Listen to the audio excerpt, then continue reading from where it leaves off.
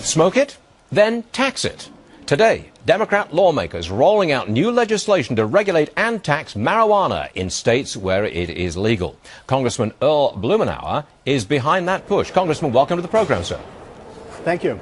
As I understand it, the proposal, it would basically add a federal tax of roughly $50 per ounce, and you believe that that would bring in a total of $20 billion extra revenue per year.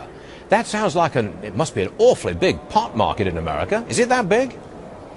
Well, estimates vary, but the fact is that it is billions of dollars that we spend to arrest 2/3 of a million people a year for something that half Americans think should be legal, and 2/3 say let the states regulate it.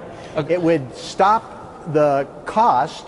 It would, like we tax alcohol, it would put money to reduce the deficit, and we'd start having a more rational policy regarding marijuana. So it wouldn't bring in $20 billion in revenue directly from the pot tax. That's not the case, right? Okay. We actually don't know. Okay. There have been some estimates that suggest that the voters in Colorado and in the state of Washington, by moving to legalize recreational marijuana use, could cost drug cartels over $1 billion. The point is we don't know how much, but we're spending a lot of money on a program that's not working, and we are losing a lot of revenue that could help reduce the deficit. Legalization could, though, bring the price of pot on the street or in a legal store, could bring it right down, because if you take the criminality out of it and there's no penalty for it, and you've only got a $50 per ounce tax, and I understand that some high-grade marijuana goes for $600, $700, $800 an ounce, you actually bring down the cost, don't you, which would surely encourage usage.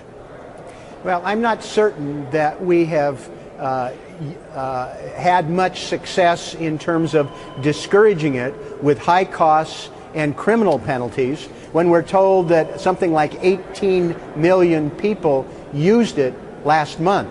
Okay. And over half the American public has tried it. But the economics will sort their way out. The point is, we're spending billions on a failed policy, and we could be collecting billions. I think the net swing would easily be over $100 billion over the next 10 years. The critics, savings and reducing the deficit. Real fast, Congressman, the critics say, A, marijuana is a gateway drug encouraging other kinds of drugs, and this legalization and tax method that you've got here opens the door to the legalization of other drugs. It's another gateway to further legalization. What do you say? Hogwash. I mean, people are using it now. That's not an issue. It is less dangerous and less destructive than tobacco in terms of its addictive qualities. But the point is, let the states decide.